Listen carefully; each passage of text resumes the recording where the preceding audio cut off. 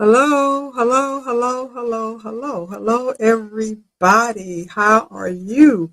Welcome to Shirley's Threadwork. This is Shirley's Wind Down Tuesday. Thank you for stopping by. I do appreciate it. I want to say hello to everybody out there in YouTube land as well as Facebook land. And hopefully, we won't have any problems this week. I'm hoping, especially those of you that are watching on YouTube. But just in case, if something does happen with the YouTube broadcast, you can switch over to Facebook. I am streaming on Facebook as well. So I just wanted to give that as a heads up. And I do want to apologize to everybody that was watching last week. I have no idea what happened. I don't know why the broadcast was stopped just abruptly, but it's technology and I have no control over it. But what I do want to let everybody know, if you haven't seen it yet, I was able to complete the broadcast last week when we were doing the reveal. All of us that were revealing stayed on. We were able to talk and show our projects to upload that later on that night to YouTube. So there's a 52-minute um, broadcast or live stream that is on my channel now that is available to look at if anybody wanted to see all of the projects that we did and our reveal from last week for our wall hanging. So just go back onto my channel and you can find last week's wall hanging reveal video in its entirety before we actually shut down, because we shut down after we everybody showed their project, because by that time we realized that YouTube was down and nobody was able to watch. So it's on there now if you want to see it. I just want to give you a heads up on that. Okay, let's see who's in here already. Hi, Kingsbury Craft, Robin, Becky, and Val. Thank you for stopping by. I do appreciate it. And like I said, hopefully we won't have any issues tonight. You never know. I have no control over what happens. And there was no explanation. Um, I just don't know. That's all I can say. Unfortunately, I have no way of knowing when issues are going to happen. Actually, when I was trying to um, log on just a minute ago, my internet had shut off and all of that. That's why I was a few minutes late coming on, trying to get all that stuff taken care of when I had already had it on. So technology, technology, technology. It is never perfect. And we just do the best we can when we're dealing with those kinds of things. I am not a computer guru. I do relatively well, but some things are out of my control. And whenever I can fix it, I do. Hi, Christian. Hi, Carol.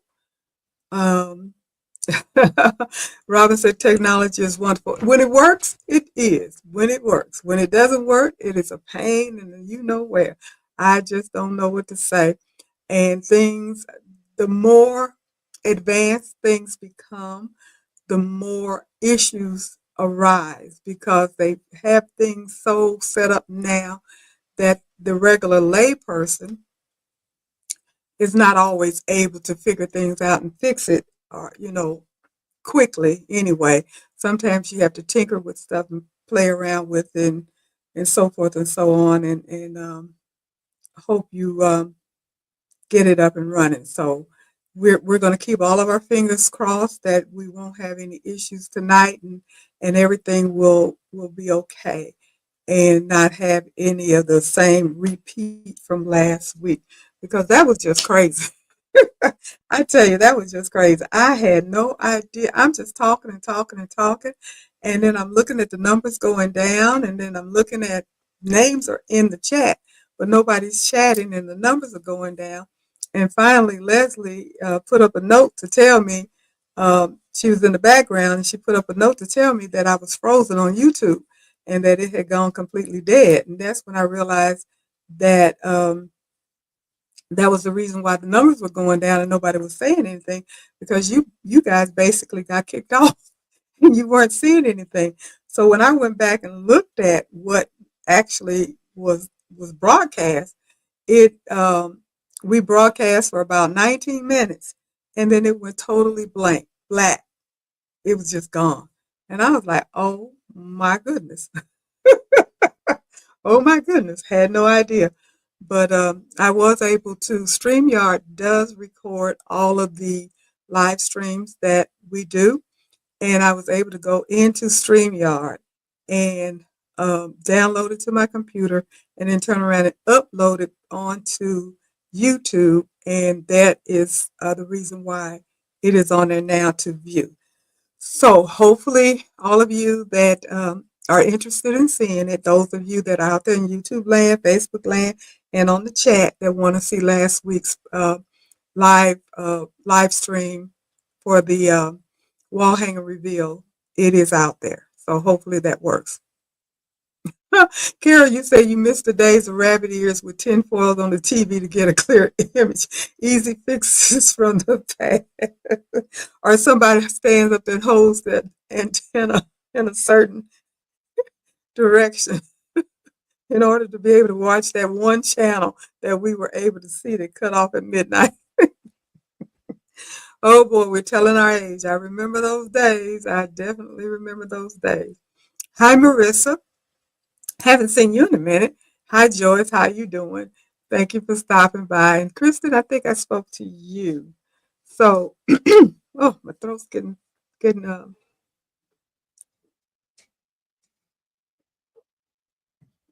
little dry already.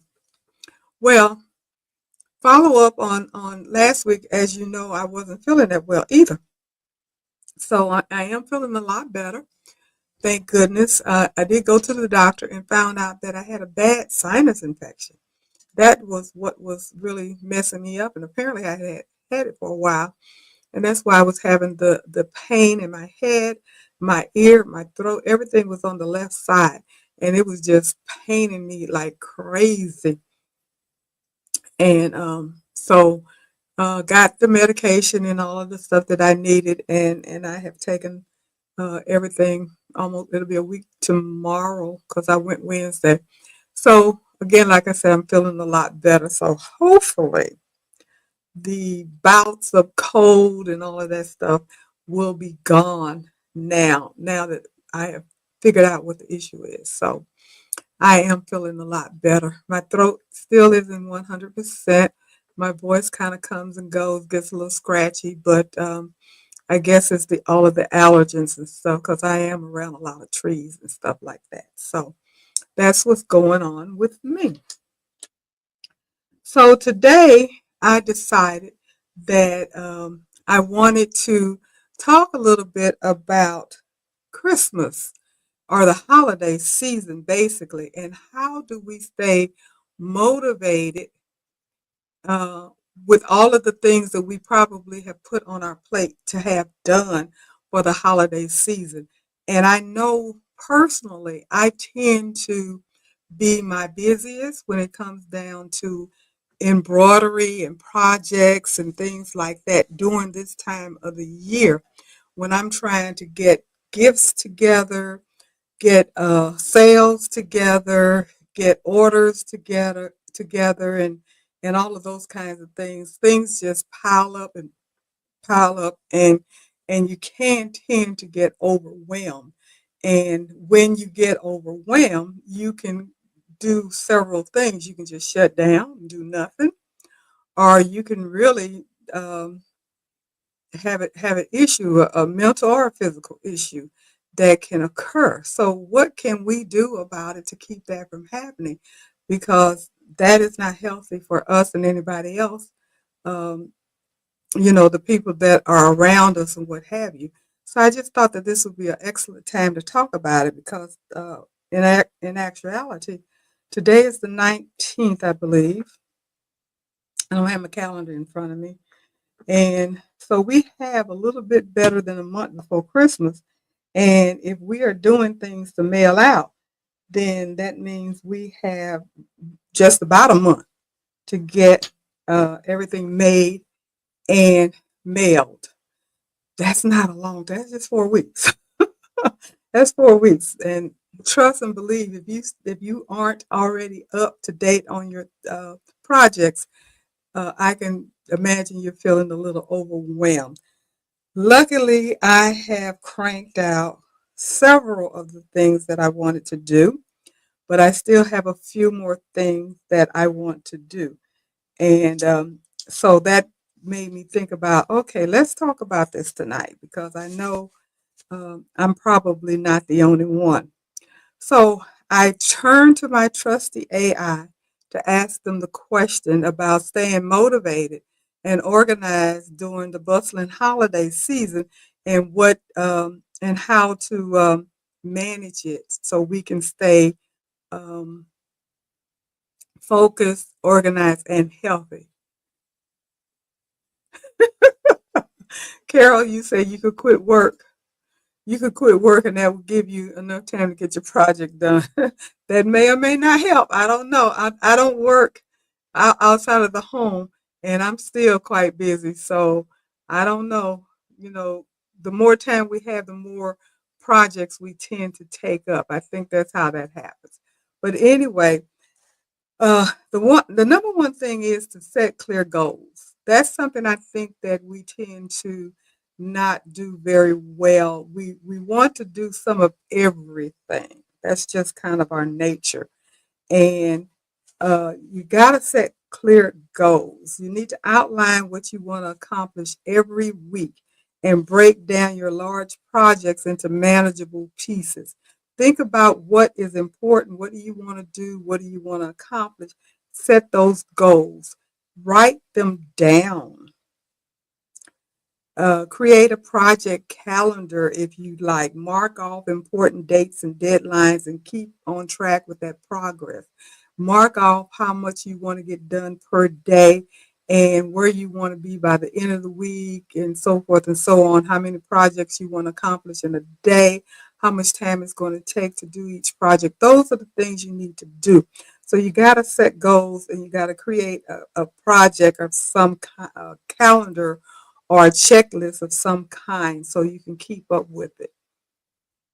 I remember when last year when we were doing the Christmas tree skirt project, and that was a pretty big project, the largest project we've done, and the largest project I had ever done, period, in my embroidery career.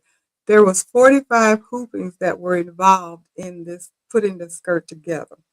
Plus, the skirt that I did and several of us did, we had 15 out of those 45 had applique, little bitty applique figures all over it. And it was just a lot. It was a lot. And we had decided we were going to dedicate 10 weeks to getting this project done. We started in October. We honestly did not get done until December. And what we realized was we were going to have to develop a checklist and had a checklist. And every time I did something, I checked it off. That way I knew this part is done. Checked it off. This part is done. Checked it off. So I was able to do, and I even set up a time schedule as how many pieces I was going to get done per day. And the reason being, that wasn't the only thing you have to do. You got the rest of your life and your family and everything else that is involved. But you also have this project that needs to be completed as well. So that was extremely helpful. I don't think we would have been able to accomplish the goal and get those beautiful skirts done as well as we did had we not decided that that was something we were going to do. It became obvious that we weren't going to get the project done just meeting once a week for 10 weeks. That wasn't going to work. We knew we were going to have to work on the project on our own time per se in order to get everything done within that time frame. So it did help us to have a checklist and be very organized. Organize your supplies, which is very important to do. Um, even now working on the projects that I have at least, I completed 4 projects since the last, well, not, yeah, 3 projects since last week, just for Christmas gifts per se, that I'm working on for my uh, great granddaughters and daughter and other people out of town. And what I found out that was going to work for me was to gather all of my supplies for each project, get all the fabric, because you got to make sure you got the fabric. You got to look for the fabric. If you don't have everything you want, you got to go buy it. You got to match it up and all that stuff. But I gathered everything I needed and I put it in a pile. So everything for this project, that project, including the thread, including all of the fat quarters, the pieces of fabric, the stabilize, everything in piles. So as I got to it, everything is there. I try to get everything cut out as well. So all I had to do was grab it and start working on it. And that has helped me be able to get things moving.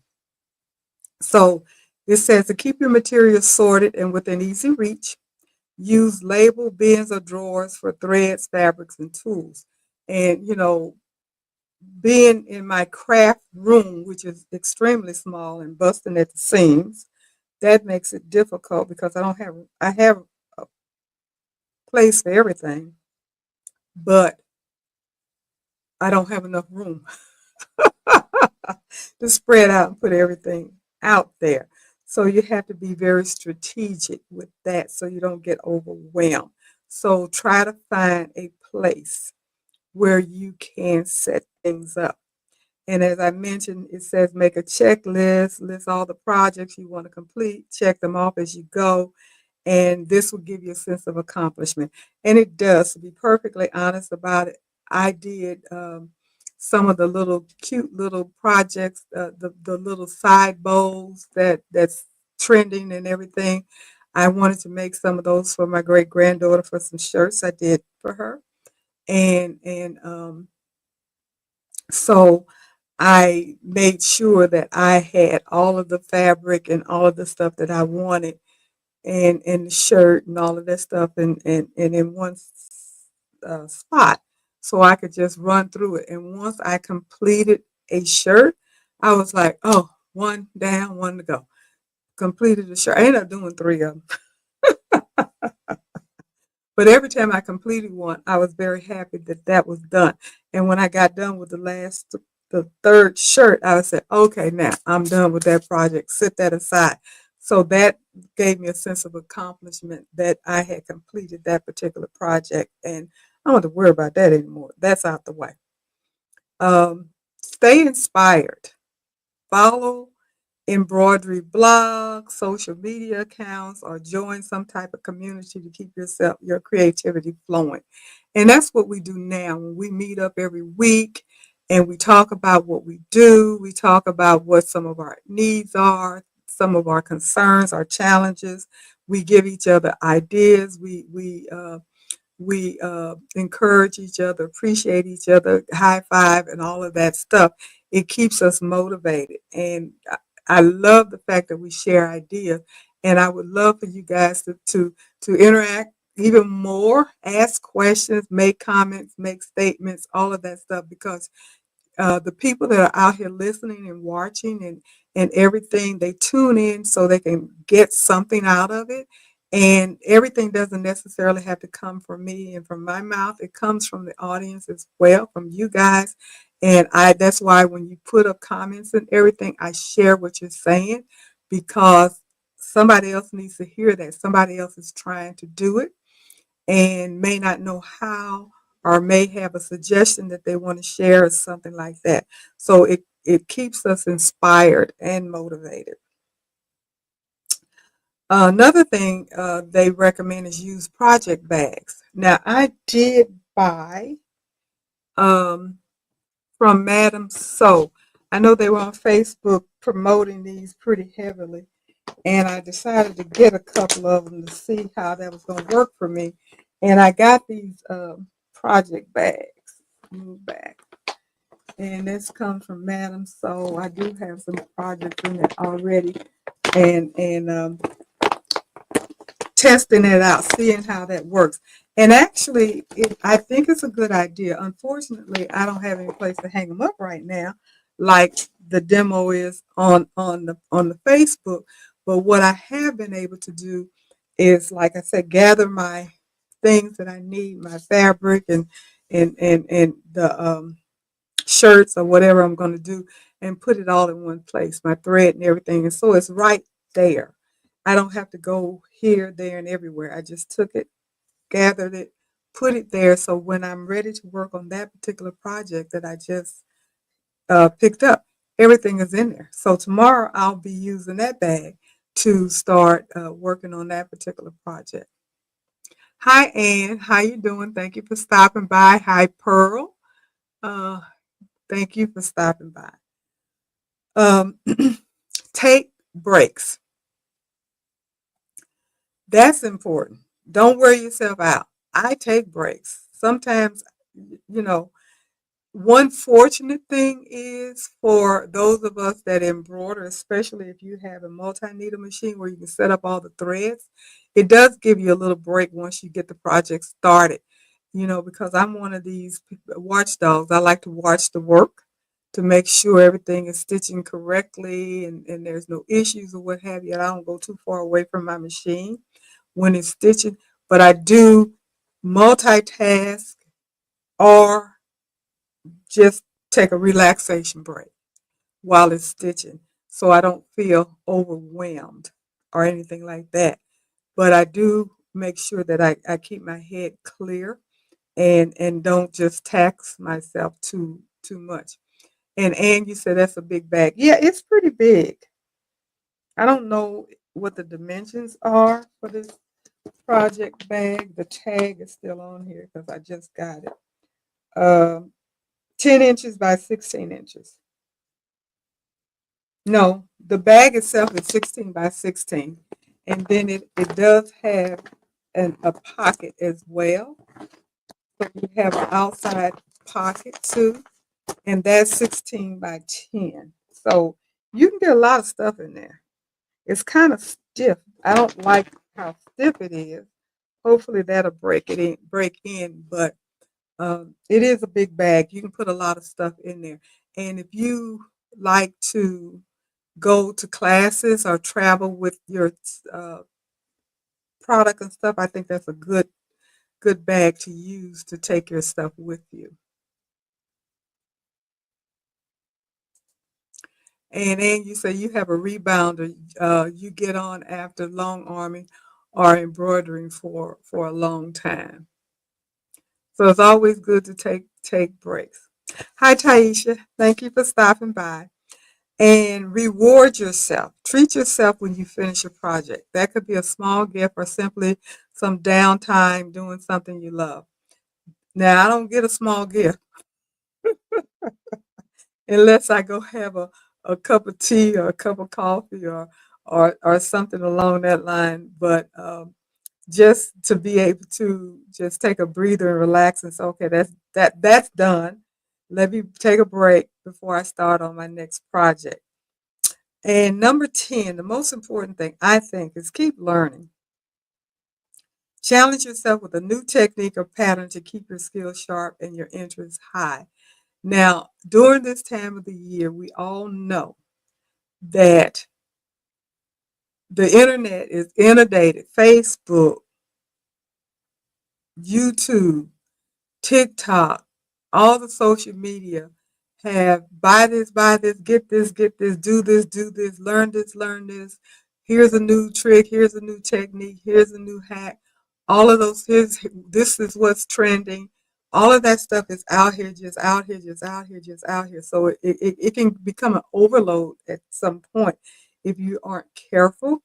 But the good thing about it is useful information if you want to learn. Like again, this trend that everybody is doing, obviously, including me, that side bow. I've not made one for myself, but I did do it for my granddaughter, my great granddaughter, like I said.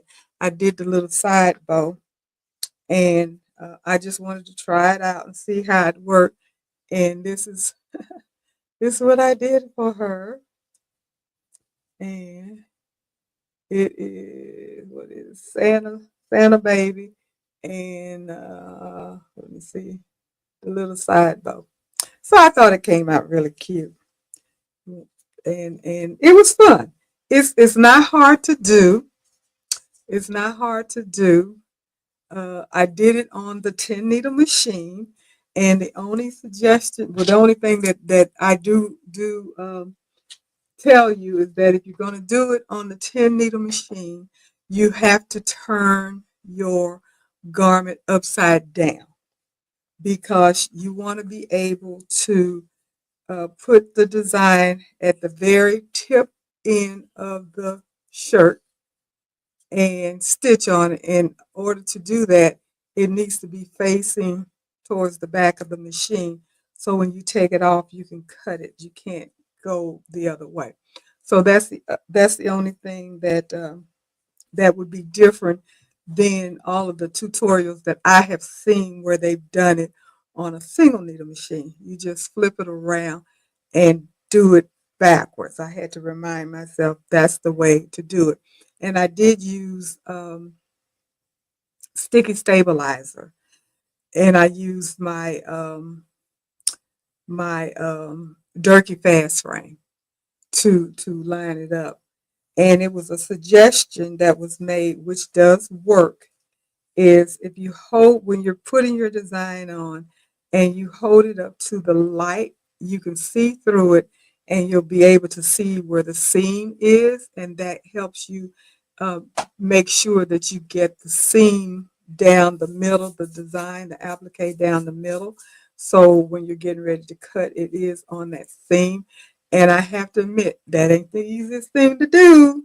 It can be done, but it is a challenge, not the easiest thing to do, but it can be done. But anyway, that that was my project, and I got carried away. I did three of them, but I only did one Christmas one.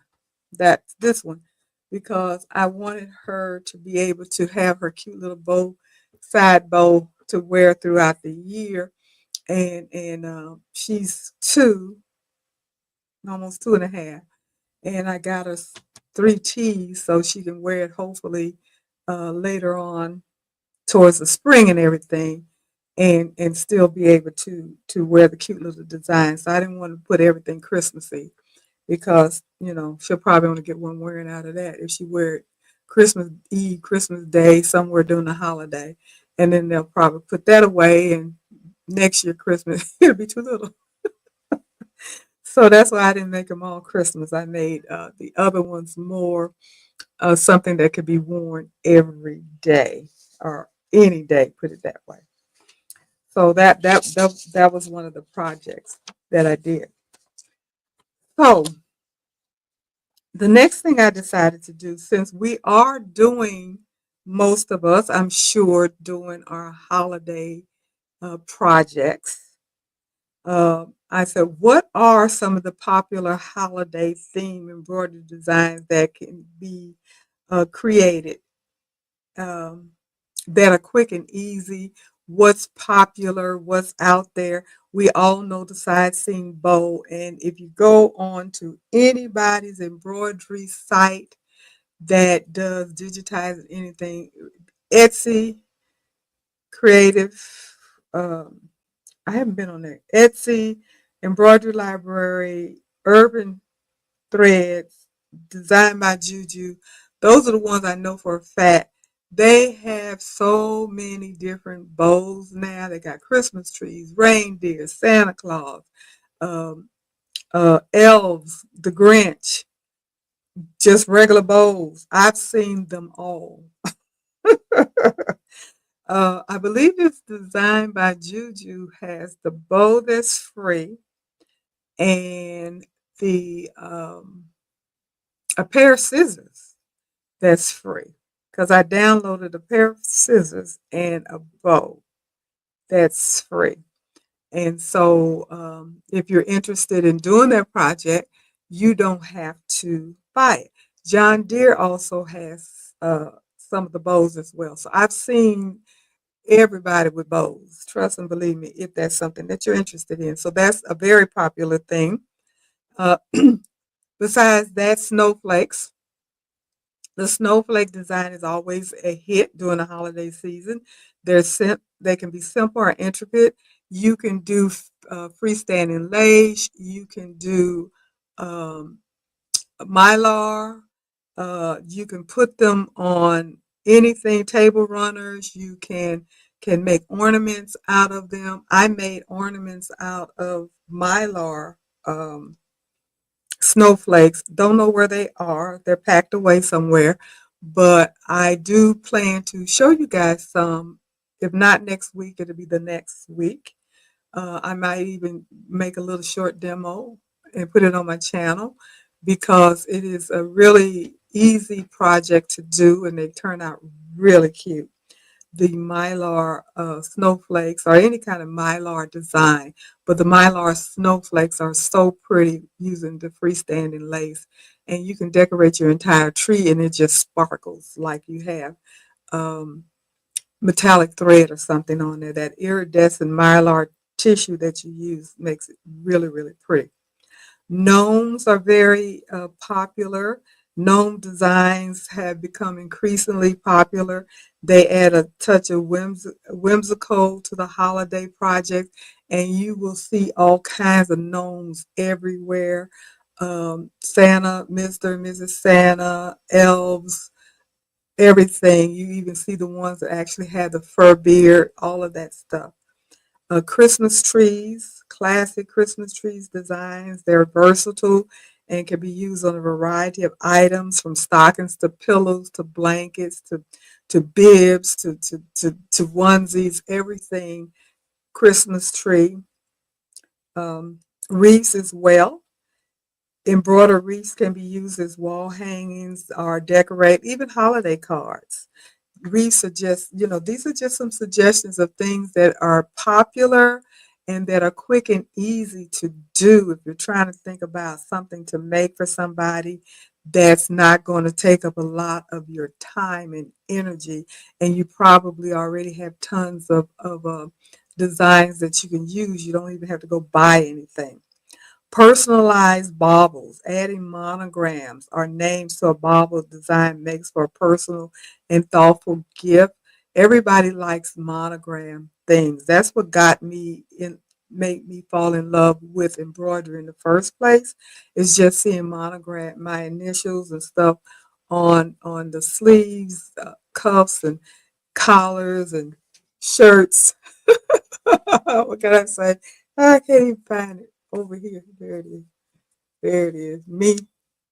I love monogram. Anyway, stuff like that. People love it. That those make very nice gifts. The holiday scene. If you did get a chance to see the um, the live stream that I mentioned earlier that we did last week, my wall hanging was a holiday scene. If you haven't seen it, go back and watch the video.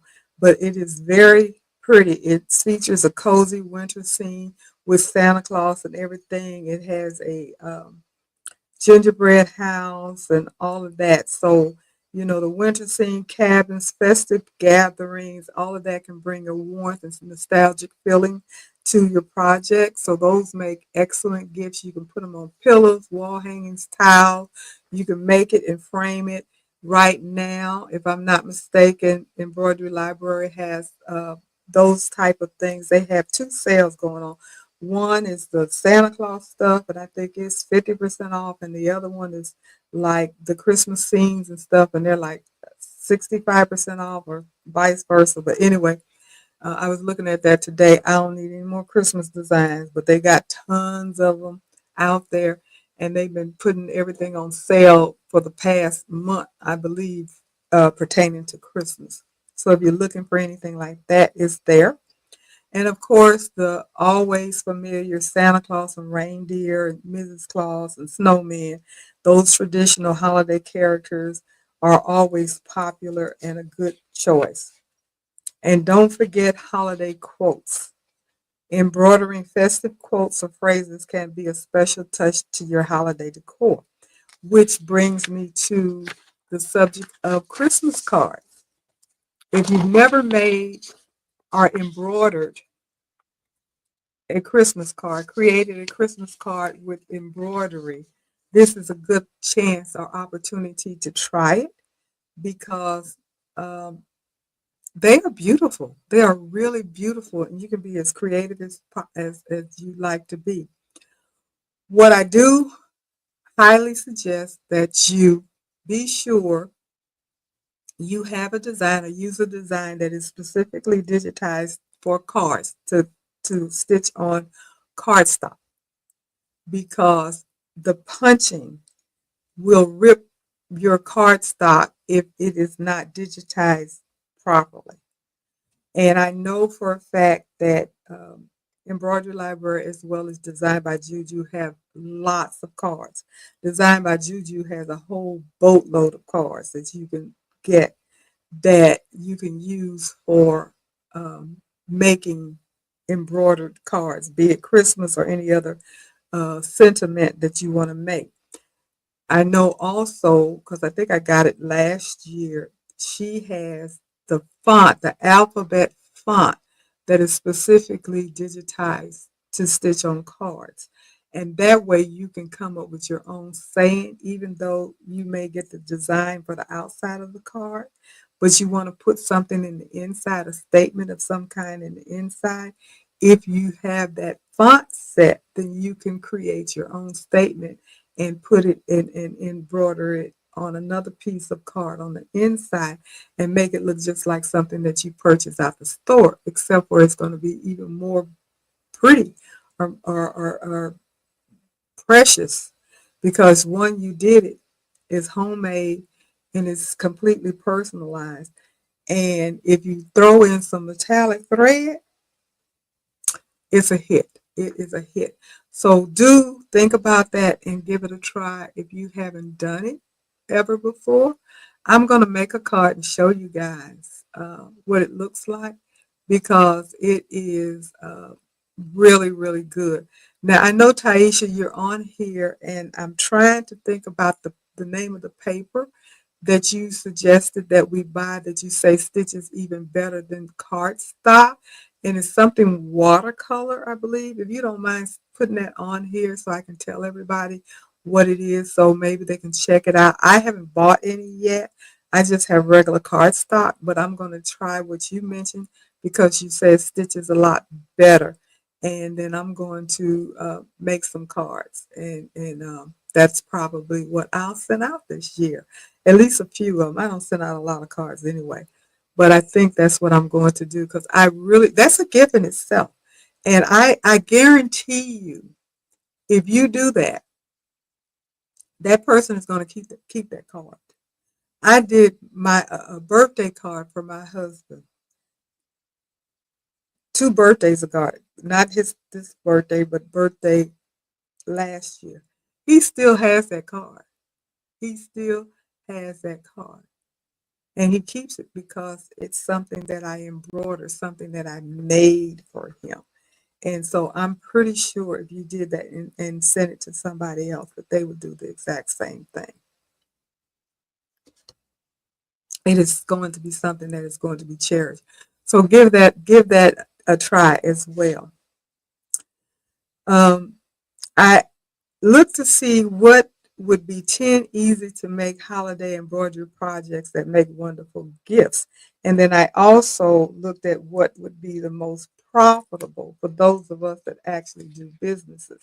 So I have actually two lists, but they're pretty interchangeable. And the first thing, okay, Taisha said the Strathmore watercolor paper. It's the Strathmore watercolor paper that you can purchase out of Michael, and it comes in like a little booklet type where you can pull the pages out, and it's in the right size that you'll need. I think it comes in two different sizes because Leslie bought some, and excuse me.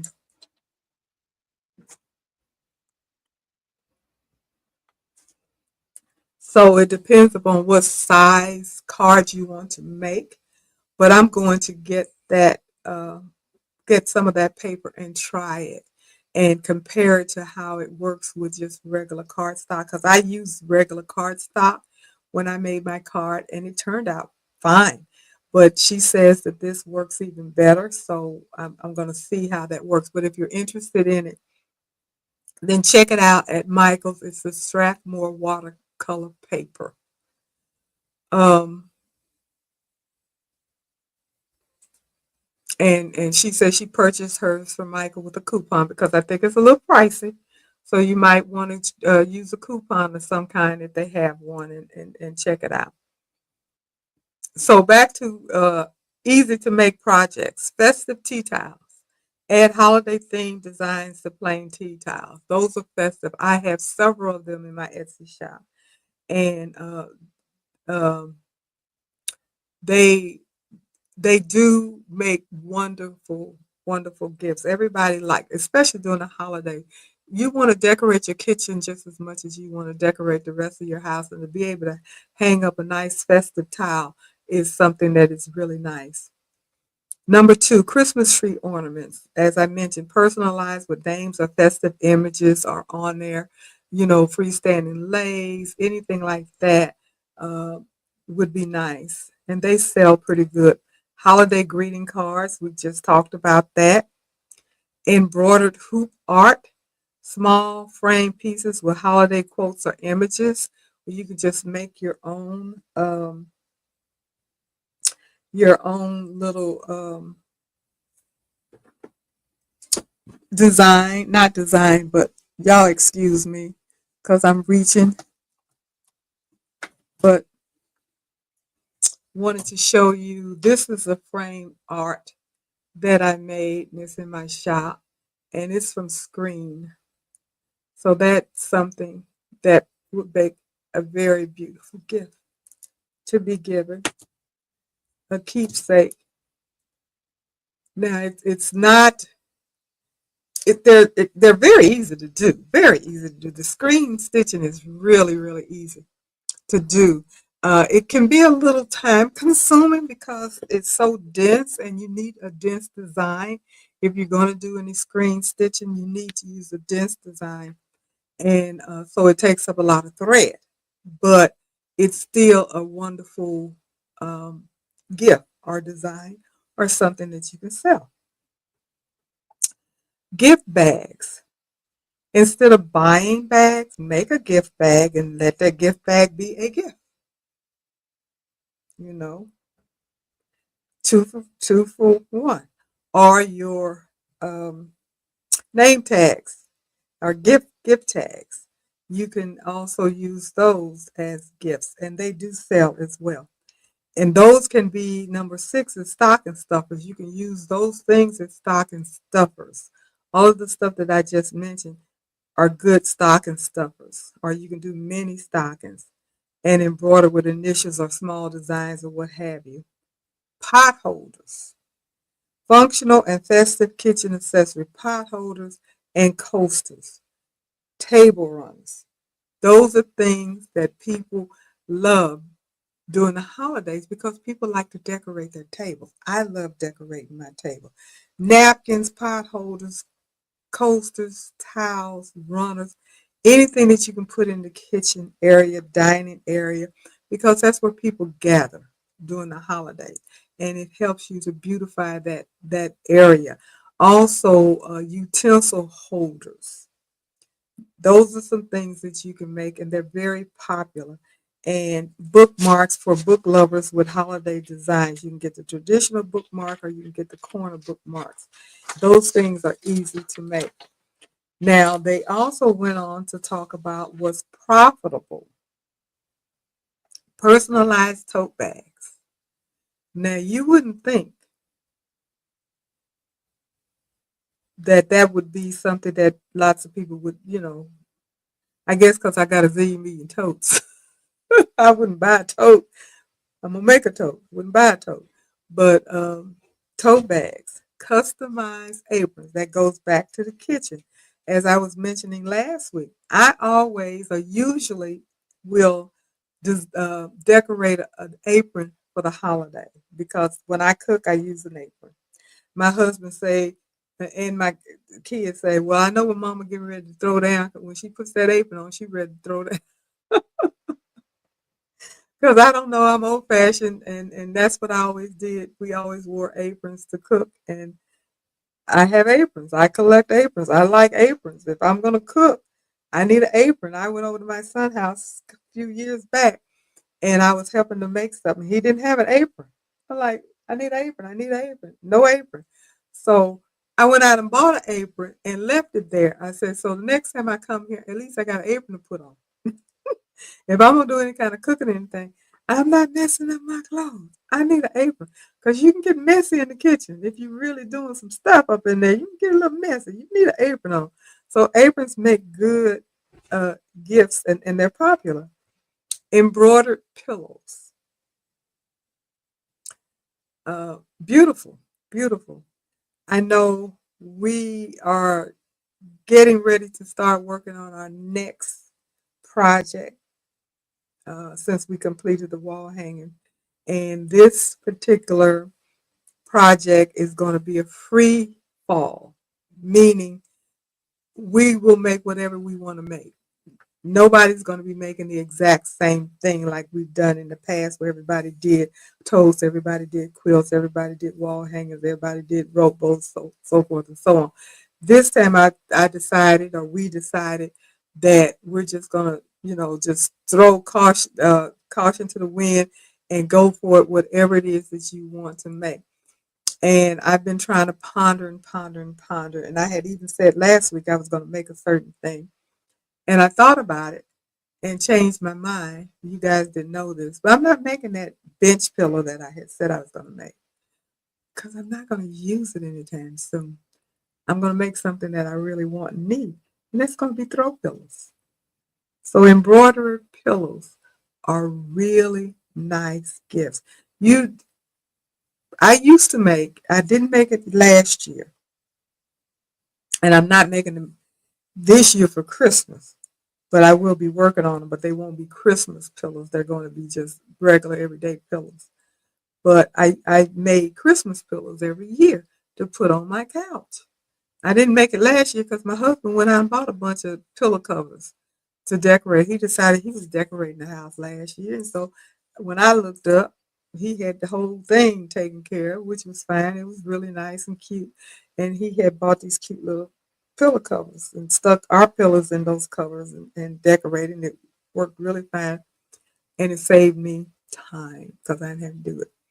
But this year, I'm going to be doing pillows. So um, don't slack on pillows. Pillows make excellent gifts. Monogram scarves. Scarves are coming back in. I was looking at a video today where they were actually showing you how to tie scarves on your handbag handles and stuff and making them look really, really cute. I remember way back in the day, back in the Oprah day, where she wore these big scarves all the time. And I have a whole drawer full of these big, huge silk scarves that I wore around my neck, the little scarves, the big scarves. You put them on your shoulders and what have you and everything, because scarves were the thing, child. The scarves are coming back. So you can get nice, beautiful scarves and monogram on the scarves. We talked about ornaments, customized sweatshirts. They will never go out of style. Every time you look on Etsy, there's 50 billion zillion thousand sweatshirts of some kind, some design, Christmas, whatever. Now you got the Christmas, you got the mamas, you got the Gigi's, you got the established win, you got the names on the sleeves, you got everything, you got wedding, you got embossed, you got everything, you got puff. So customized sweatshirts will never go out of style. They will always be popular. People are always going to buy sweatshirts, hoodies, any of those kinds of things. If you want to do it for a profit, the only thing you have to be concerned about is inventory. But as far as you being able to make money, I don't think that would be an issue. And they make excellent gifts. I gave hoodies for Christmas gifts to my kids last year, and they went over great. I did the names, I did different stuff. And I've also done the ones where you put the names on the sleeves and stuff. And now they're doing them going up the sleeves and I mean all kinds of stuff. So there's so much you can do to enhance a sweatshirt or a hoodie. So keep that in mind. Fleece hats like beanies, they're cute and functional for the holidays and they keep your head warm. Embroidered coasters. We mentioned coasters before, and they really have some really, really cute coasters. I like using coasters, and I think they sell well. Gift tags. They add a personal touch to your presents. So people may even buy gift tags to put on their gifts to give to somebody because it adds that touch of elegance. And table runners. Table runners are festive and elegant for holiday dinners. Now, in my opinion, they may sell well and may be very profitable, but depending upon how intricate you get with it, they're not the quickest thing to put together because either you're doing a lot of quilting or you're doing a lot of applique. So that can be time consuming, but they are beautiful once they are done. So it's still something that you can think about uh, if you're looking at trying to figure out what you want to sell as an embroidery item. And you said you made 6 aprons and embroidered them for your annual Christmas cookie making. Yes. See, and that would be such a wonderful gift. Such a wonderful gift. You have a group of people coming over cooking, baking cookies and cakes and pies and what have you, and then you've made their personal aprons for them, where they can take that apron back home with them as their gift. I think that's wonderful. And also, again, as far as being profitable, I'm sure people would buy those aprons. Now, me personally, like I said, since I'm not a sewist, I'm not putting myself out there saying I'm going to make some aprons, even though that wouldn't be a terribly hard project to make. But for me, it would be more time consuming than just finding a really nice apron and just embroidering something really nice on them. That's what I normally do. I'll just find a nice plain apron or something that's not too festive and already, maybe in a festive color or something like that, and just add my own little saying or whatever I want on it.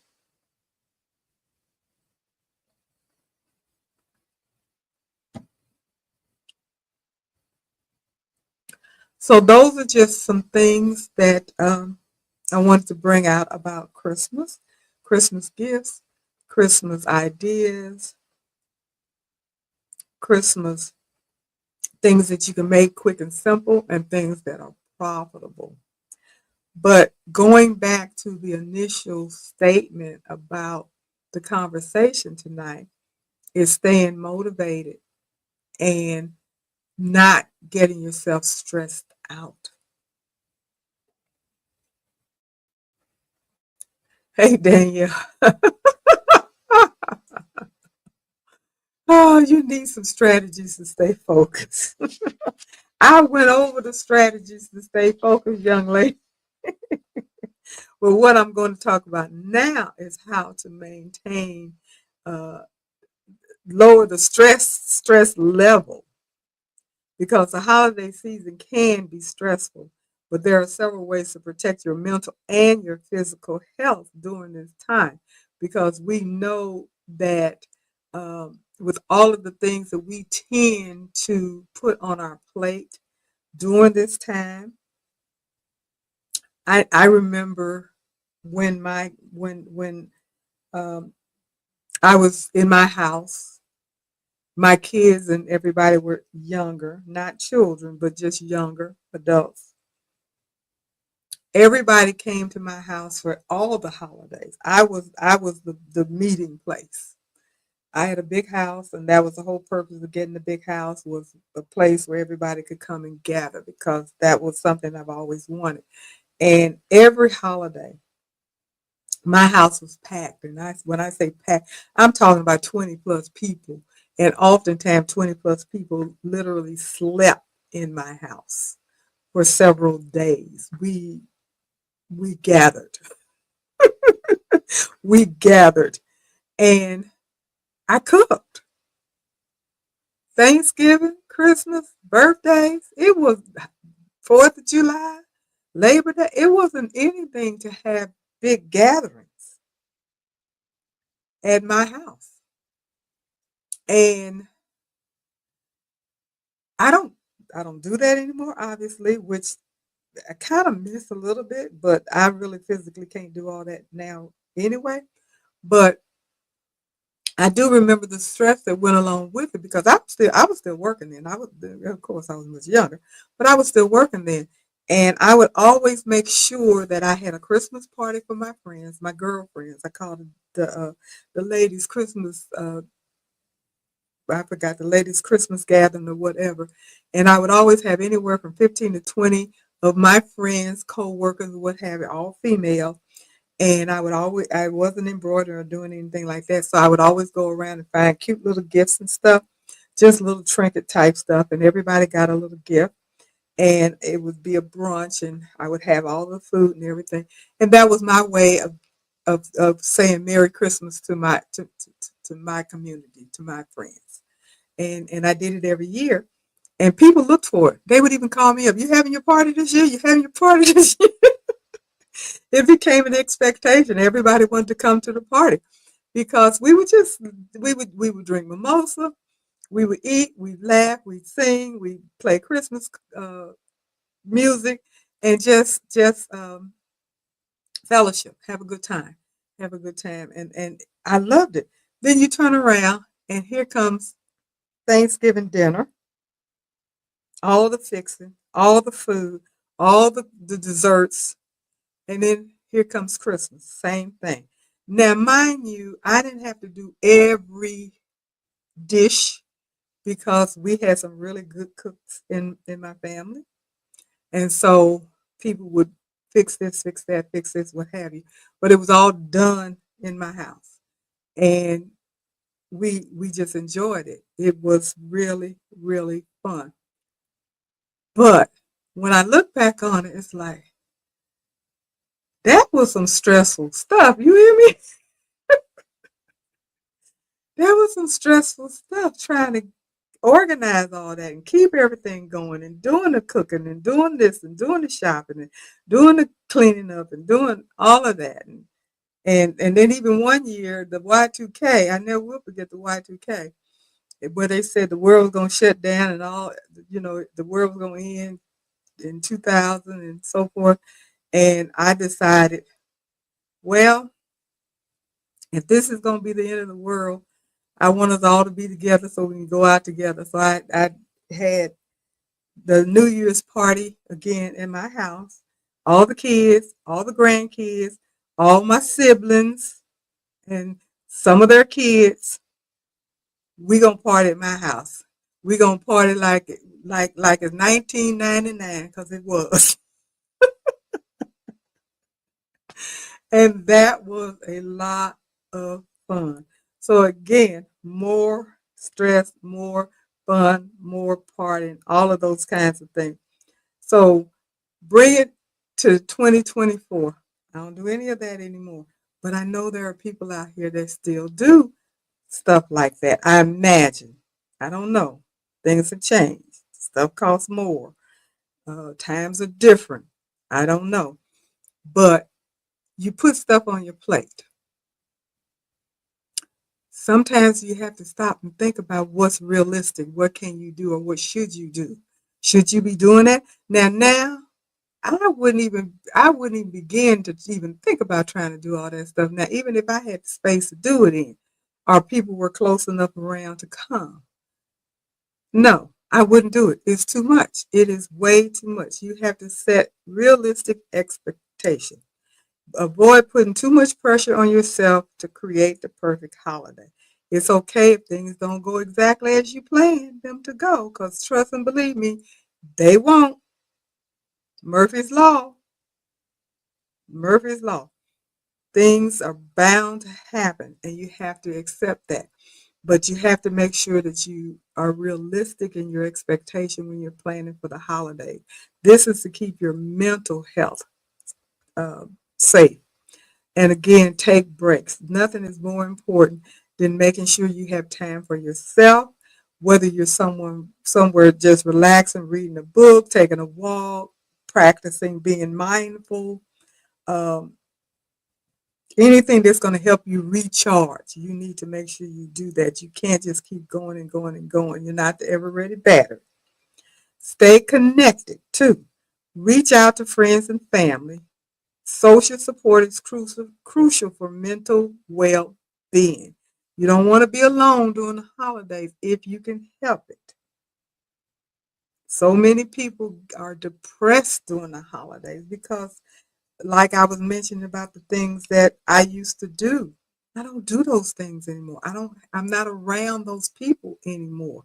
Everybody has gone here, there, and everywhere. I'm not in Missouri anymore. When I was in Missouri, that's when we did all of these things. Everybody lived in a certain.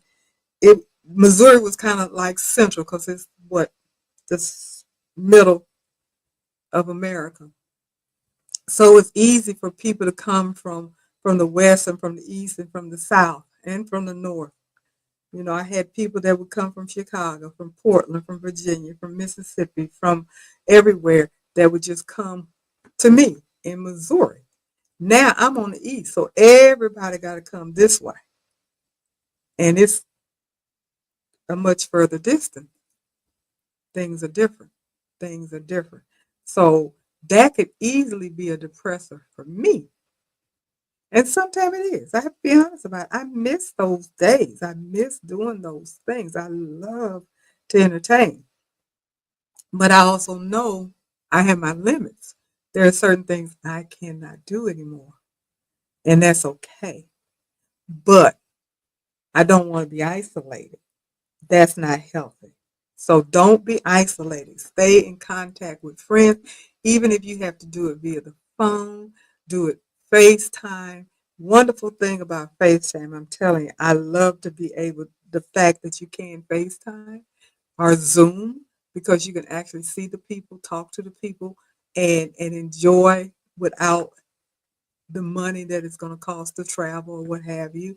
That's a wonderful thing to do. So make sure that you stay connected with friends and family. Also limit social media because it can add stress. Limit your time on the platforms if you find out that they're affecting your mood. And I have to tell you, I have done that for the past 2 weeks. I'm gonna be honest about it. Because ever since the election has been over, I've been over. I've been over with the media, with the news, with all of this stuff. I don't want to hear it. I don't want to hear it. I don't want to hear it. I just want to hear things that are wonderful, peaceful, and enjoyable and happy. I don't want to hear all of the stuff that may happen. This is going to happen. That's going to happen. This is going to happen. This is going to happen. That's going to happen. I don't want to hear it. Nothing I can do about it. It's over with. It is what it is. Let's live. Turn it over to God and keep going. So I don't do it. My husband was kind of fussing at me today. You can't not watch the news. I said, yeah, I cannot watch the news right now because I don't want to hear it. That's just the way I feel right now. That's my coping mechanism for right now. I don't want to hear anything that is going to put me in a bad mood. I've been watching holiday movies so I can lay there, watch the movie. You know how it's going to end. The man going to get the girl going to get the man. It happens the same way every movie, but at least it puts a smile on my face. So it keeps me in a happy mood, in a happy place right now. I want to slide through the holidays and get past all of this stuff and just wait until next year and then deal with whatever God has in his plan for us. That's my coping mechanism. So you got to find a way to do it. But again, limit your time on those social media platforms. And if you need to, seek professional help. There's no embarrassment with that. There's no shame in it. If you're feeling overwhelmed and you don't have any way of coping on your own, talk to a professional. It doesn't hurt. On the other side, you got to stay physically healthy. Now, I know for the past month or month and a half, to be honest about, I've not felt very well and wasn't sure what was going on. As I mentioned earlier, I realized I had a real bad sinus infection, and that's what was making me feel like I always had a cold, and I just felt yucky. And I'm still trying to recover from that because it really wore me out. And they're thinking it's a possibility that I have long COVID. Now, ain't no cure for that, no treatment for that, and they don't know how long COVID lasts. So that also is a concern. So for me, it's very important that I look out for my health. And during this time of the year with the potential stress, then you have to be careful as well. It suggests that you stay active, incorporate physical activity into your routine, even if you take a short walk. Eat mindfully. Enjoy the holiday treats in moderation and try to maintain a balanced diet. Now, we all know you go to these parties and the office party and the friend's house and the this and the that, and everybody's got all the goodies and stuff. You need to just be careful what you eat. Always get the little plate and just put you a little bit on there. Even when you're having your Thanksgiving meal that's going to come up in a few days, in a week or so, don't get the big giant platter plate. Get a little small plate and just put a little of this, a little of this, a little of that. You can always go back and get more if you feel like you want to or need to. But most of the times we put way more food on our plate than we're going to eat anyway, or we need to eat because it looks good. It's appetizing. We haven't had this since last year. So, most people don't eat the turkey and the dressing and the mac and the cheese and the greens and the candy yams and the this and the that and all of that kind of stuff, but once a year. And so you want this, and you just pile your plate up and you eat stuff yourself and you sleep and you're sick and you don't feel well. Don't do that. Don't do that. Just get a little of this, little of this, little of this, and leave it alone. Leave it alone. We don't even need to be cooking those big old meals anymore. It's just too much food. The best thing about Thanksgiving is the family coming home and you're eating the good food. But the worst thing about Thanksgiving is you always cook too much. And you got all this stuff left over for 50 days. You got all this leftover food. I know we used to fix so much food. We ate turkey and dressing and all of that stuff for days. And I was kind of lucky because I would usually have a lot of people at my house. And they knew good and doggone well I wasn't cooking another try. So if you want something else to eat, you're going to have to fix it because what's for dinner? What's in the refrigerator? And at that time, I had two refrigerators, so I had plenty of room for the stuff. What's in the refrigerator? Go downstairs and get it, bring it up, heat it up, eat it. What's for the, go downstairs, get it, bring it up, heat it up, eat it. Because that's it. We ain't buying nothing else. You might get breakfast, but other than that, you ain't getting nothing else. Because you got all this food. What you going to do with it? So we need to stop making all this stuff. Stop cooking all of this stuff. It, you know, I grew up where we made, shoot, so I know we had 4 or 5 different cakes, 5 or 6 different pies. It was a lot of us. It was a lot of us, but we had a lot.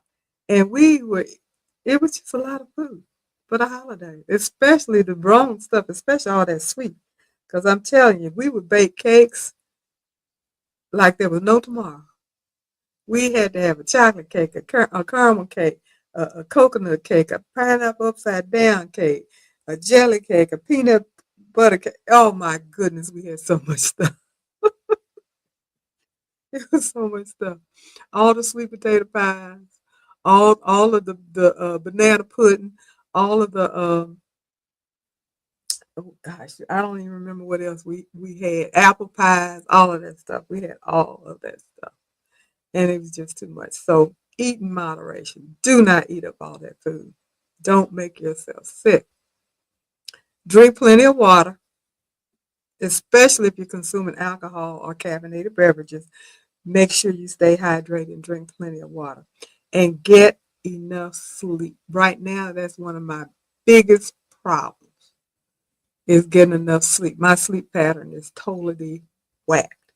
But you need to have 7 to 9 hours of sleep per night to help your body recover from the day's activities. So try your best to get enough rest and practice good hygiene. Specifically, wash your hands frequently and avoid close contact with people who are sick so you won't get sick yourself. And it does not hurt to wear your mask while you're out in public because COVID is not gone. And if you haven't gotten your vaccination and you're not opposed to it, then keep up with your vaccination so you don't get sick or too sick anyway.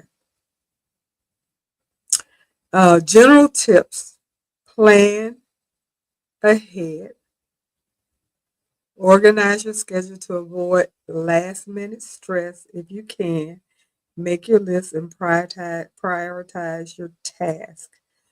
If you're traveling, make sure you start packing a week ahead of time so you'll be sure to think about what you're taking and you'll have it all together.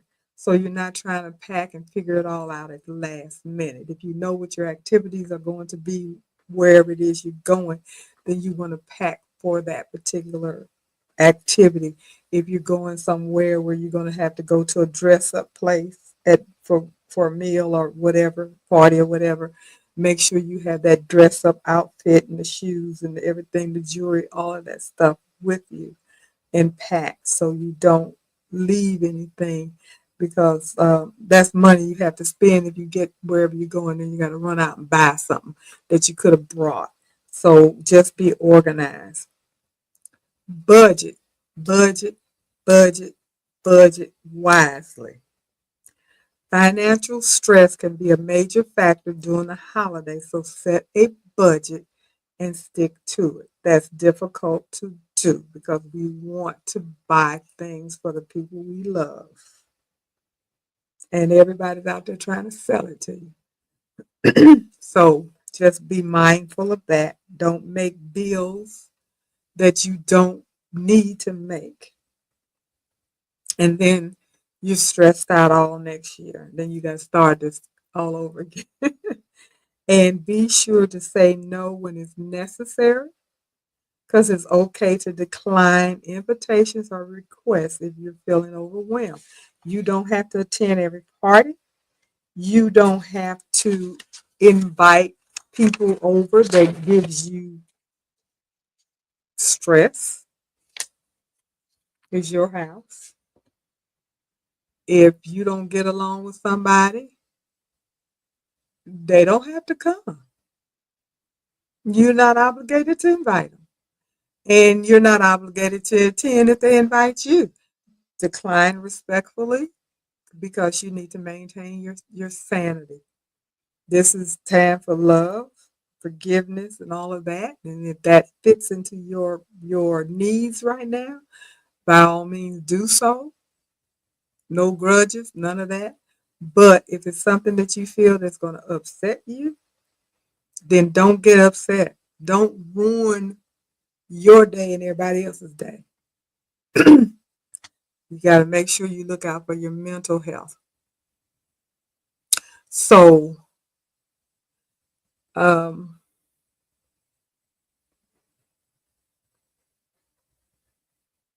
set boundaries. Be sure you do that. Simplify. Don't overcommit yourself. Stay focused. Delegate when necessary. You don't have to do everything. Like I was mentioning about all the big parties and gatherings and stuff that I had at my home. I didn't do everything. Like I said, I did not do everything. Everybody in that house had a chore. Those that couldn't cook and didn't cook had to be responsible for keeping up the house or decorating it or doing something. Those of us that could cook knew what their assignment was, and they would prepare that. That was their uh, item to prepare. I had a cousin that made absolutely wonderful mac and cheese. She knew she was the mac and cheese girl. I had a sister-in-law that was the banana pudding queen. Everybody wanted me to do the dressing, greens. I mean, back in the day when everybody was still eating chitlins, I was. My cousin, again, she loved them. She would clean them. That's your job. Amen. But you delegate. You delegate and you have people do what works, and so you can come together and not have to do everything on your own. Then everybody can relax and have a good time.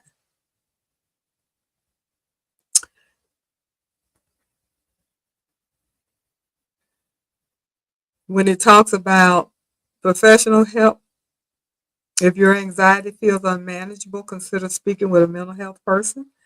Therapy can provide you with the tools and strategies to cope. And if you need to, take the medication. There is no shame in asking for or needing help.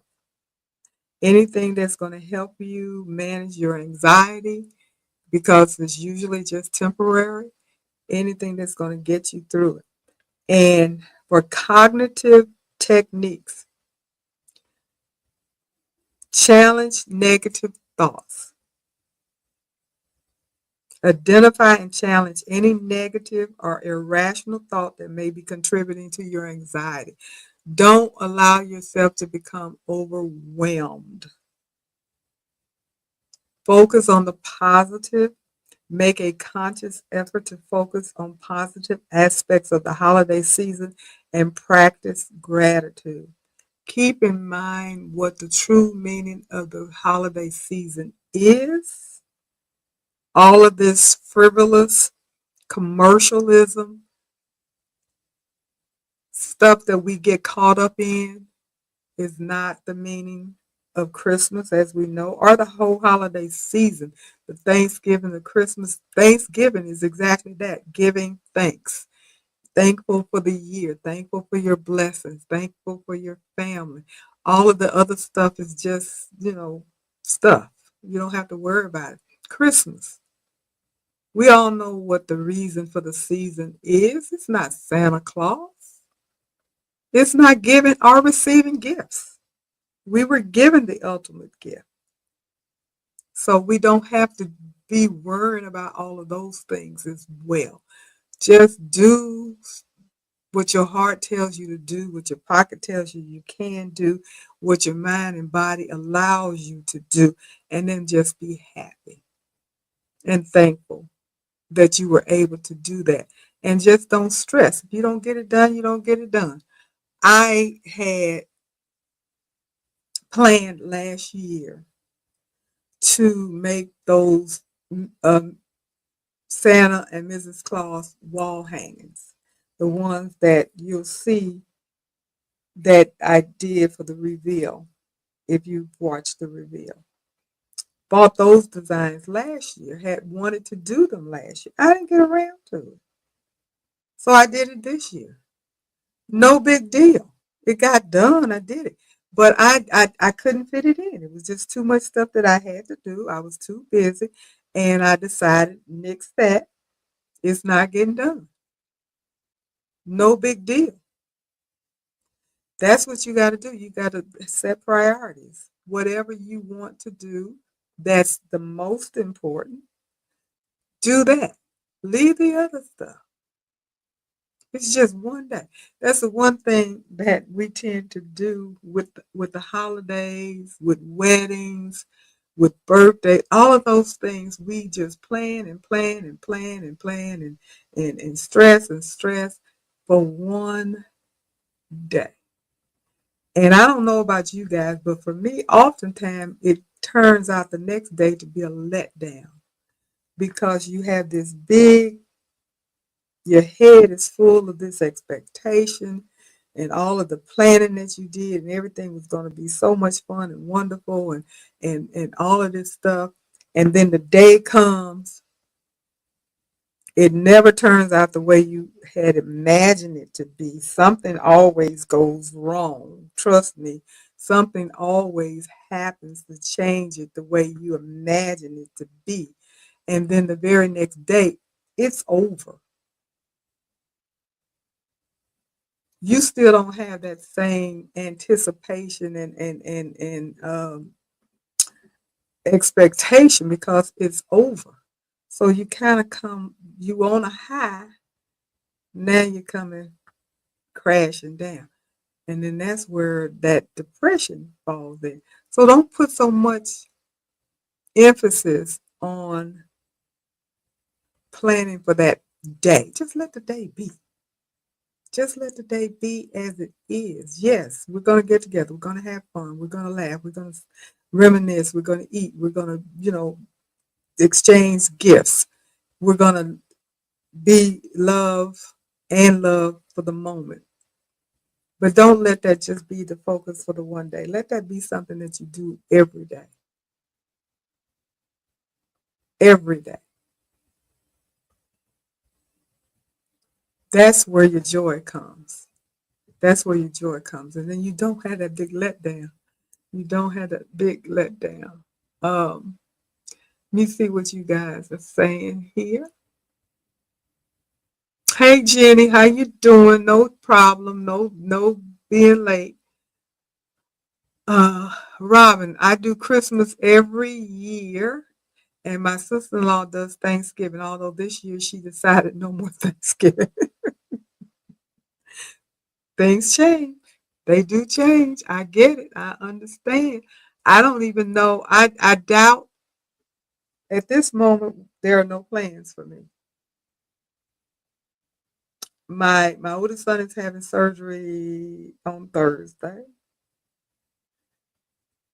So I doubt if there's a Thanksgiving gathering.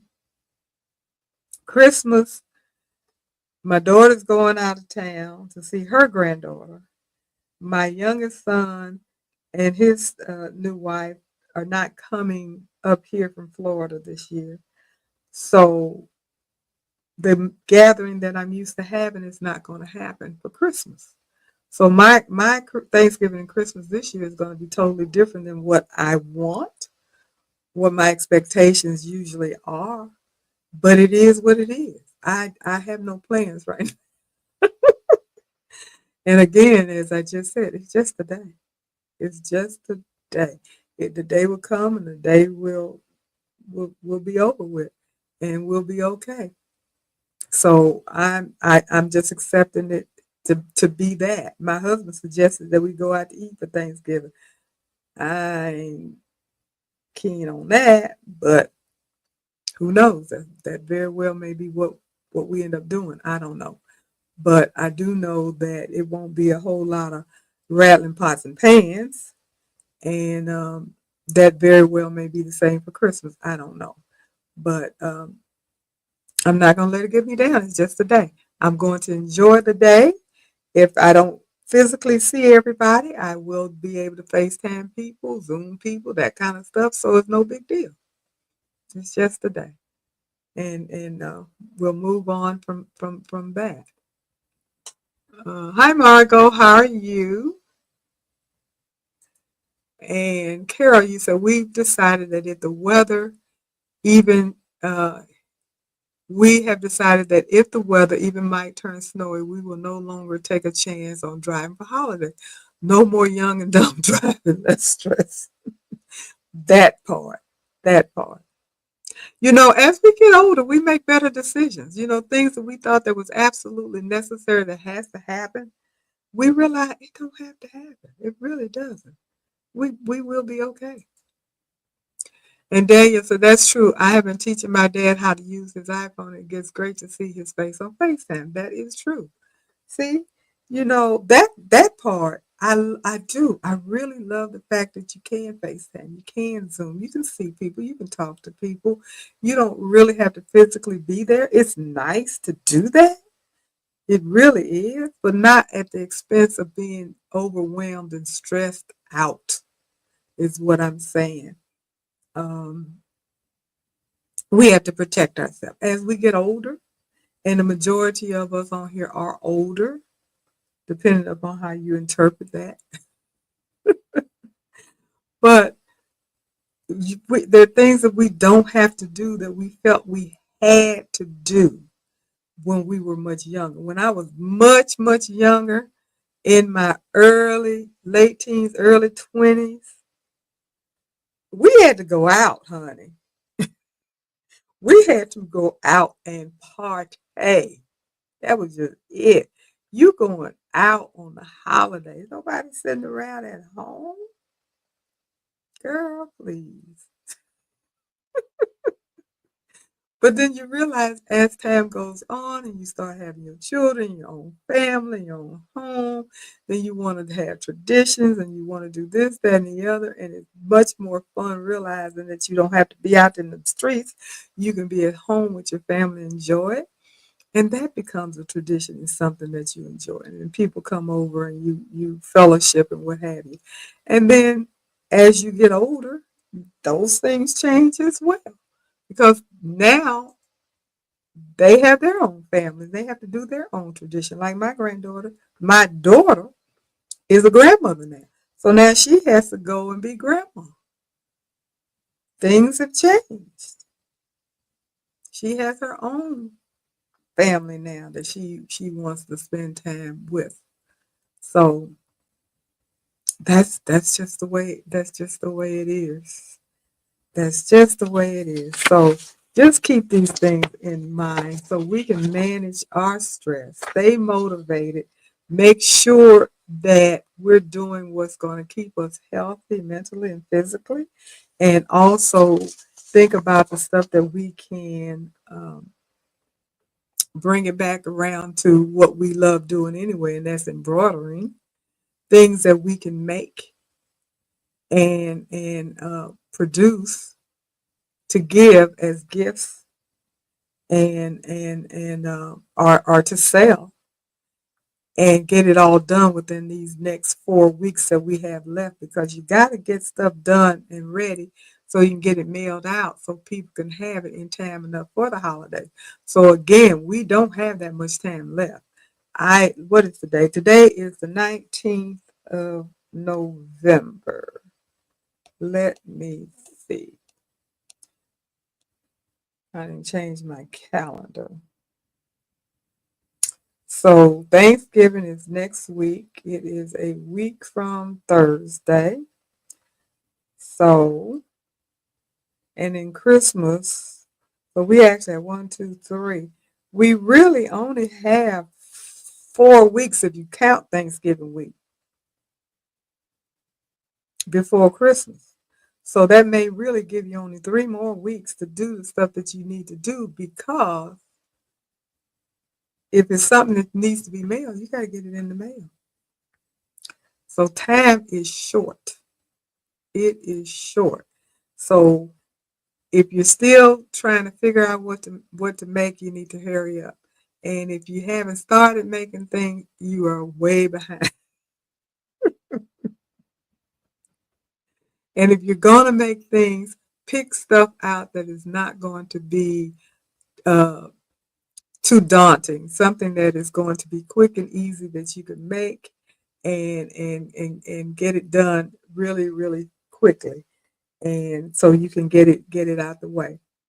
and making sure that you meet your deadline. Hey, Deborah, how you doing? Thank you for stopping by. And Leslie, how are you? So, um, talking about deadlines and meeting things and all of that, you guys are going to have to watch the replay, obviously, but that's okay. So far, so good. Haven't had any snafu that I'm aware of with YouTube. No message has popped up saying there's an issue with the streaming onto YouTube, so I'm glad of that. Again, I have no clue what caused that issue at all last week. So hopefully, those of you that did pop in a little late, you will be able to watch the replay and be able to hear what's going on. So, how many of you are still working on projects? Have you finished everything that you want to make? Do you know what you want to make? Are you still shopping, looking for designs and ideas of what have you? Because I know every day, all day, in my email, because I belong to a lot of groups and a lot of places and stuff, I get inundated with projects, designs, sales, all of that you can get all of these beautiful things to make for the holiday. And it's tempting. It's really tempting to want to try to stress yourself or stretch yourself to make these things. Um, I haven't made, I don't think I've made anything from sweet pea. And but they really have some unique and different uh, designs and projects. Embroidery design has a lot of projects, PDFs, and kits. OESD has a lot of kits. And a lot of these things, everybody's having they claim it's a Black Friday sale, Black Friday. So everybody's got the Black Friday sale going on. So allegedly everything is on sale, but it's a lot of stuff out there. If you're still looking and wondering what to make, it's a lot of stuff out there that's available, and you might be interested in checking some of those places out. And Leslie said, I have to watch the replay. Church board meeting went over and just ended. I get it, I understand. And Robin, you say I haven't done anything. I'm always last for Christmas. Hi, SK. How you doing? Thank you for dropping by. And you say you're here looking for ideas. What kind of ideas are you looking for, SK? Are you looking for ideas of what to make for Christmas or um, gift giving, something to sell? What kind of ideas are you looking for? And how many of you guys are doing the Christmas exchange with Jeanette at Baroque Sewing and Craft? Because her mail date is December the 6th, in case you had forgotten.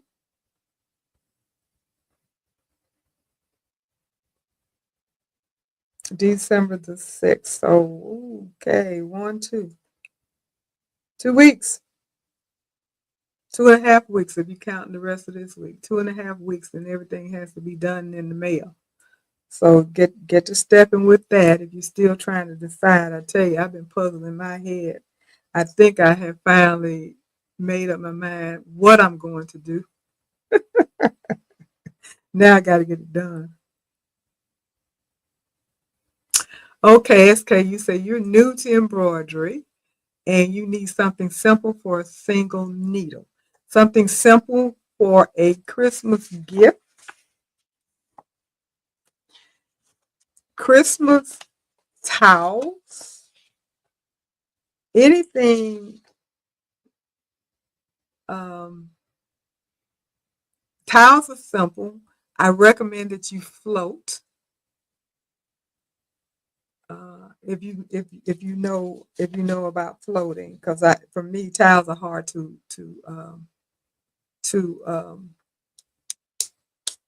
hoop, but Christmas tiles are really popular. Whether it's a bath towel, washcloth, or something like that, or a kitchen tile. I would recommend if you're going to do tiles for the holidays, do a kitchen tile. They have beautiful designs and stuff. I don't know how big your hoop, what your largest size hoop is. If it's no bigger than a 5 by 7, that's a perfect size to put on a tile. Monogram on tiles of design. That's perfect. That's absolutely perfect. Monograms, they have beautiful monograms that are specific to Christmas or just monograms in general. Embossing monograms are really, really nice if you're going to do like a bath towel of some kind, a hand towel or whatever. Uh, because of the pile, the fluff, you can do something that is embossed. Those things turn out really nice. I know Embroidery Library has tons of embossed designs, and they have a lot of embossed designs specific for Christmas, like Christmas bells and Christmas trees and everything that pertains to Christmas. Or you can do um, just regular monogram. Pick out some beautiful fonts or something. Designed by Juju has some monogram fonts that has the Christmas designs in the lettering. So if you want to do a single letter or something, that whole letter will be different Christmas objects in it. That's really cute. Um, but yeah, monogramming on a tile or a design, either one of those things are absolutely perfect for a single needle machine if you're doing some type of gift or something. And it's a quick stitch as well. But like I said, my recommendation is to float it, um, or use one of the dime magnetic frames, hooping frames if your machine uh, is capable of that. If your machine is not capable of using a dime um, hoop, because I don't know what, like I said, I don't know what machine you have and how big your hoop is. If you have a smaller machine that's like a 4 by 4 or 5 by 7, on Amazon they do sell magnetic hoops for those type of machines. I had that. I have them, and that's what I used when I only had my SE 1900. Brother SE 1900. I bought the magnetic um, 4 by 4 and 5 by 7 hoops, and it's the frame. You basically are floating. The only thing is you get these strong magnetic, little round magnetic magnets that you put around on your item, on your towel or what have you. It holds it in place. It hoops it in place, and then you can stitch on it that way, and then you don't have to worry about trying to hoop it traditionally, because like I said, tiles that have a lot of thickness to it or can be very difficult to hoop.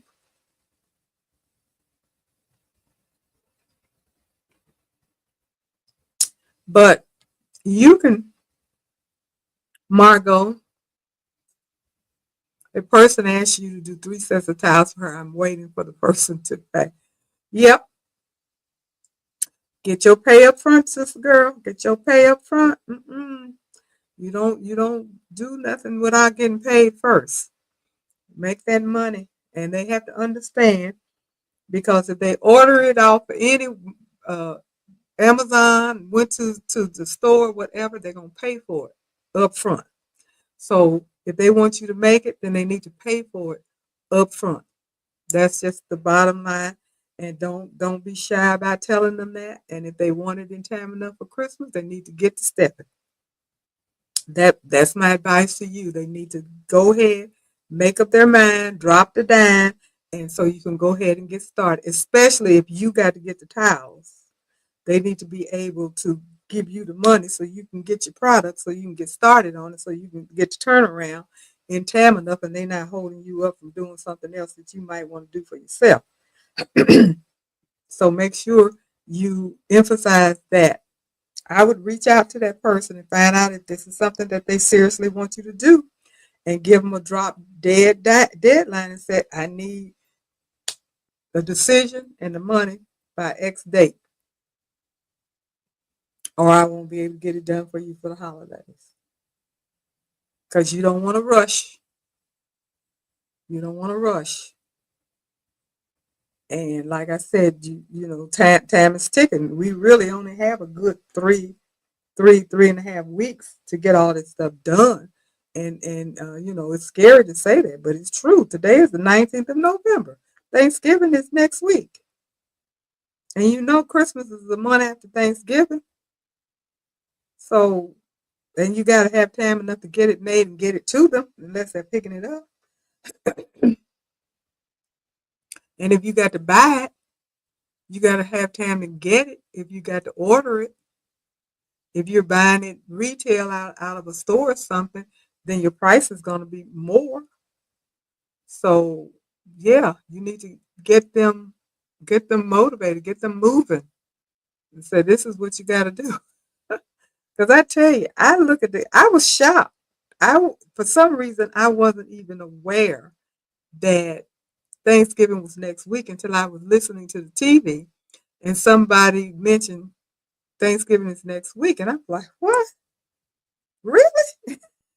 It just turned November. It just turned November. And Thanksgiving is next week. It's like, my goodness. Time has flown. This year just flew by. It just took off. So it will be Christmas before you know it. I promise you, it will be Christmas. Oh, congratulations. I hope it comes through for you. I do. I hope it comes through for you. You're going to feel so good with yourself. I hope you make that sale. But don't do it if she does not pay you up front. I'm positive. I know you want to make that first sale, girl, but don't do it unless she pays you up front, because that's not fair. They need to you need to let her know that this is a professional job that you're doing for her, and that the requirement is that it is paid up front, because you can't do anything else with it. And even if you could, that doesn't get your time back. So it's only fair, it's only right that she respects you and pay you, and you do the job. That's it. I would just talk to her, call her up and talk to her, tell her, I'll do it for you. I'm sure she seen your work, or has a reason that she's asking you to do it. And so if she's asking you to do it, I'm assuming she trusts the fact that you can do it. So go ahead and trust me, pay me, and I'll get it done and get it to you, and everything will be fine. And make sure you do it as professional as possible, and make sure your presentation to her when you finish it is professionally done. Have it fold up nice and neat, bag it up nice and neat. If you got a business card, put a business card in there, put a thank you card in there or something, and give it to her. Keep a catalog, give her a receipt, and all of that. And so do it as a profession.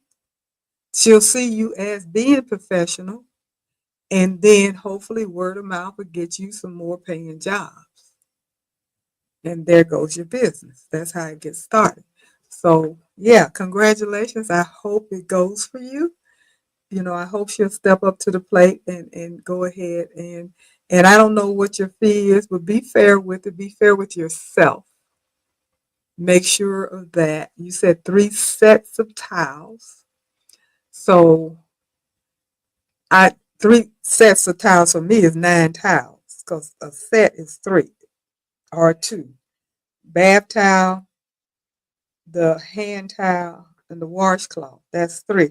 Or the bath towel and hand towel, depending upon how people buy it. But that's either 6 to 9 towels. So that's a nice size order. That's a nice chunk of change just before the holidays.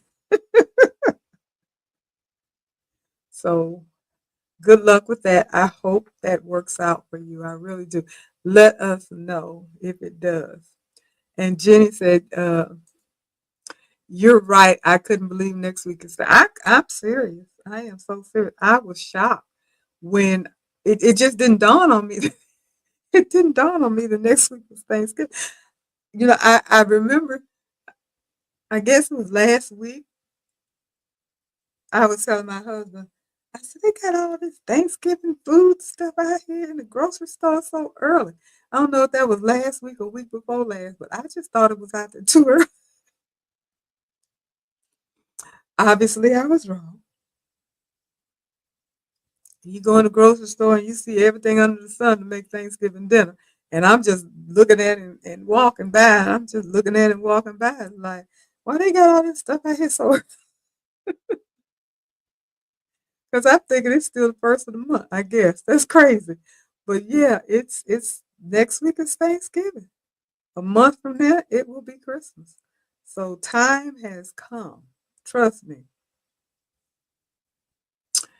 Margot, you said I usually been giving tithes away for about 2 years for graduation, wedding, birthday, and anniversary. I had my business license now. Well, that's good. Well, see, people know you can do the work. Okay, they know you can do the work, and you've been giving them away, which is fine. I have given away a lot of stuff too. When I first started embroidering, I gave a lot of stuff away. I made stuff and sent them to my friends because I wanted them to see what I could do and get the word out. My husband, why are you giving this stuff away? You need to be saying, well, no, not yet. Not because I didn't think my stuff was good, but people need to see what you can do. And it's practice for you anyway. So you've done that. You've done that for about 2 years. That's plenty of time. You have the experience. So now it's time to you got your license and everything. So now it's time for you to start doing doing the work and getting paid. And I have to tell you, I have only had one person in the 4 years I've been doing embroidery that I had issues um, with payment. And needless to say, we did not come to terms. And the job, I did not do a job for her because I was not changing my requirements. Period. I wasn't changing my requirements. Period. And she wasn't in compliance because I guess she didn't think my prices were fair. Fine, go somewhere else. And I know my prices were very fair. So, other than that, when I tell people payment up front, now what I have done, I have asked for 75% up front. And then once I have given you the sample, shown you the sample, and I get your approval, then you pay me the balance, the 25%. Then I do the work. That's what I have done. Now, you said, what if they didn't approve? Well, then you keep working on whatever it is that they don't like within reason to make it to the point where they approve it. I've not had that be an issue. but you don't have to break it up like that. I know Jeanette gets all of her money up front. She doesn't do, pay this part and I get the rest of the part later. It's however you're comfortable with, but that's what I've always done in the beginning. Well, not really. When I was making masks, I was getting my money up front. I had one person, maybe two, one person that I made some masks for that didn't pay me up front because I got the order through a friend and I went on and did the order. And it took a while to make the transaction occur, meeting up and everything. I did get paid and everything, but I wasn't too terribly upset about it because it wasn't personalized to the point where one I couldn't have sold them, or could not have used them myself because it wasn't anybody's name or anything like it. It was a design. So, but it was a lesson. It was a lesson, and I was like, nope. Going forward, X amount of dollars. Here's your product. X amount of dollars. Here's your product. And I mean, it's just simple explanation. I'm working for you. I can't get my time and material back. I can't get my stabilizer back, my thread back. I can't get my time back. I can't get the electricity back. I can't do anything that I've already spent making the project for you. So what what sense would it make for me to do this with the hopes you're going to pay me? And then you decide not to pay me. Then I'm stuck with the product that I probably can't sell. And I've already lost. Because even with this one particular person that I didn't end up doing business with, I did do some digitizing for her. I had some digitizing done for her. And we never could come to an agreement. The only reason why I wasn't happy with the fact because I spent my time. I didn't spend any money because I was able to get things. I had this situation going on where I could get free digitizing. So I wasn't spending any money for the digitizing, thank goodness. But I was spending my time and energy that I didn't get back. And I wasn't happy about that. And we finally just, come get your stuff because she didn't want me to buy the stuff myself because she thought I was charging her too much. And I explained to her, I'm not charging you anything. This is what it costs. I didn't even put an upcharge on the blanks. I just put the regular cost of the blanks into the payment, into the fee.